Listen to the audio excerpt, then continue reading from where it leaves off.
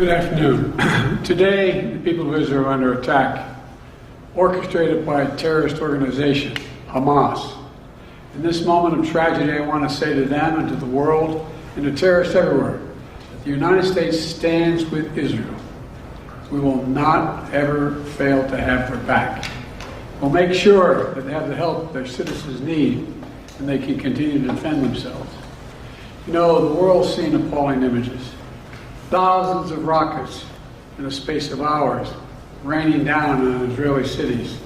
I got up this morning and started this at 7:30, 8 o'clock, my calls. Hamas terrorists crossing in Israel, killing not only Israeli soldiers, but Israeli civilians. In the street, in their homes, innocent people murdered, wounded, entire families taken hostage by Hamas. Just days after Israel marked the holiest of days in the Jewish calendar. It's unconscionable.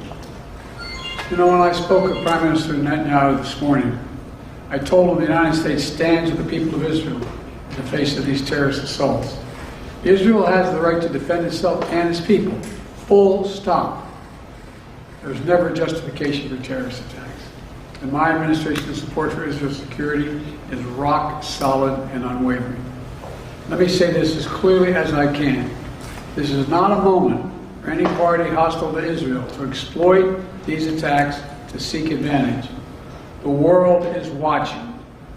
I've also been in contact with the King of Jordan, spoken with members of Congress, directed my national security team to engage with their Israeli counterparts, military to military, intelligence to intelligence, diplomat to diplomat, to make sure Israel has what it needs.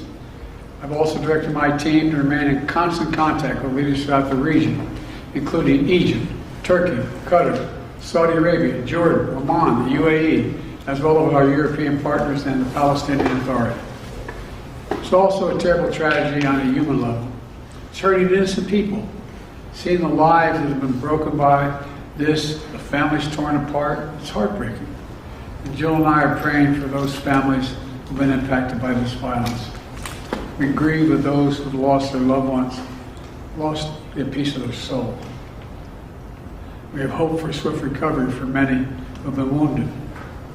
We're going to remain in close touch with Prime Minister. I personally am going to remain in close contact with Prime Minister Netanyahu as this situation continues to develop. And let there be no mistake, the United States stands with the state of Israel, just as we have from the moment the United States became the first nation to recognize Israel 11 minutes after its founding 75 years ago. Thank you very much.